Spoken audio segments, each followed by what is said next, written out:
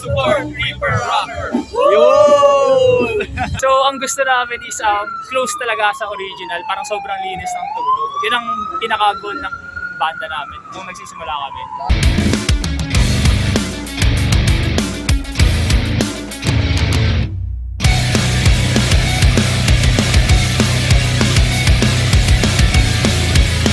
Hello everyone! This is Kian from the Reaper Rocker and welcome to Reaper Talks. At kasama natin ngayon ang bandang Freetix para interviewin sila at alamin ang tungkol sa kanilang banda. So if you're excited to watch this video, don't forget to subscribe to my channel and follow my social media accounts. Let's start! Freetix is a rock band covering anime songs and OPM, formed in 2016 in Quezon City. The band had participated in different cosplay events such as in Otaku Musica and Otaku Expo. They had also participated in different anime gigs such as in J-Rock Night by Fat Cat Productions. Let's know the band more. Hello sa inyong lahat. Ito po ang bandang Freetix. So i-interview natin sila. Magpakilala muna ang bawat miyembro. Jay. So ako po si Jay, ang vocalist ng banda. Si Kenneth, guitarista ng banda. JD sa bass. Drums. Zero, guitar. Nice. Alright, so naghanda lang ako ng ilang questions. So abangan nyo yung interview.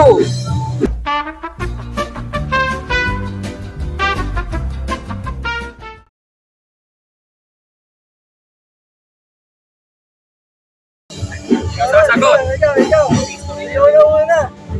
Actually, sa ano kami, sa Adamson. mga college kami.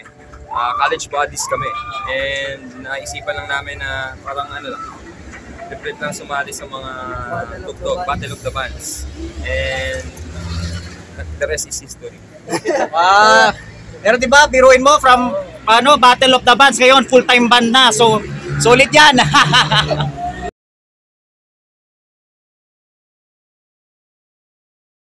Actually kasi tumutugtog kami sa mga con dati na nagre-record ng ticket. So ang naisip namin, ba't di na lang Freetix kasi tumutugtog naman kami na. Parang alayo. Hindi, lagi kami nalilibreng ticket sa mga kaibigan namin. Oh, nice. Talagang Freetix. namimigay ng free tickets. O paano yan? Pagka nagkaroon kayo ng concert, libre ba ang concert? Kaya nga Freetix, diba?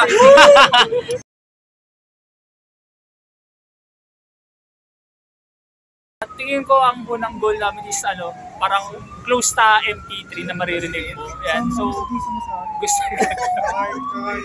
ang gusto namin is close talaga sa original. Parang sobrang linis ng tugtog. Yun ang pinaka-goal ng banda namin nung nagsisimula kami. Gusto namin simple lang yung tugtog namin. Hindi na kami nagdadagdag ng mga kung ano-ano. Yan lang. Simple at saka malinis yun. Yan lang. Solid.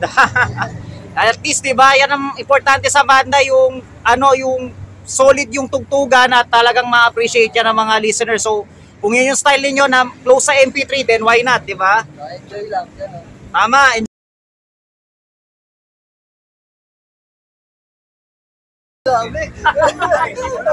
Yung pinaka parang yung pinaka milestone talaga ng band niyo. Pinaka-milestone, gumawa tayo ng Facebook. Siguro na lang yung sa ilang taon naming pagtutugtog. Nag-start kami 2016, so 2024 na. So halos mag-iisang decade na rin kami. Mga na-reveal na yung mga edad namin. Pero still, intact pa rin kami as a group hanggang ngayon. Tsaka pare-parehas kami ng trip Hindi na kami nag-uusap. Basta go with the flow na lang. Nag-aamuyan na lang. Pag may tugtugan, go. Abiso na lang. Kaya na lang kami susulpot. Mystery.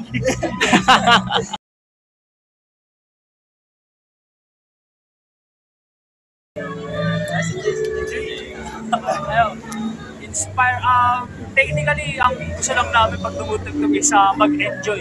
So, mag-enjoy kami habang tumutugtog. Mag-enjoy yung mga nakikinig sa amin habang nagtutugtog. Yan. So, as long as, masaya kami habang tumutugtog. Tutugtog pa rin kami. Tama. Yun naman lang. Para sa mga yung mga magagaling na banda, yun, na-inspire kami doon sa mga magagaling. Yun lang. Alright.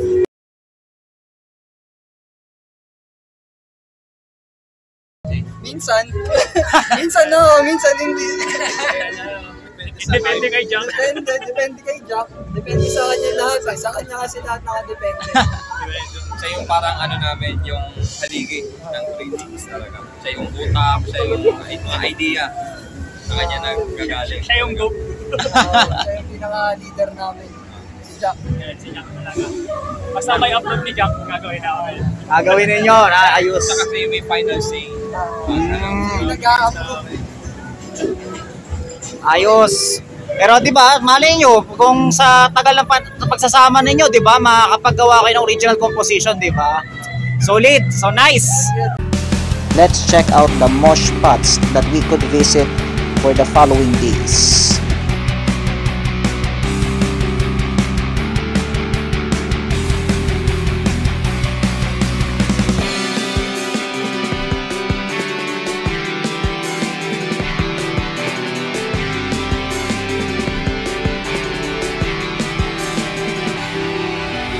Alright, so napaka meaningful ng episode na yon.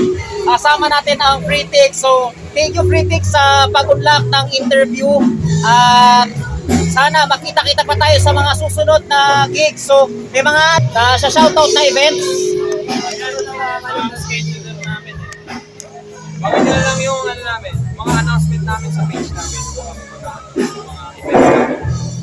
Like yun na rin yung place namin.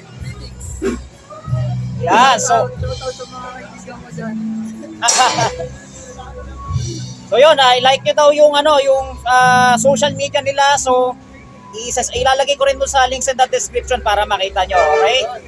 So yun, supportahan natin ang J-Rock Music at supportahan natin ang Freetix. So magkita-kita tayo sa susunod na episode ng Reaper Talks. This is Kian signing off.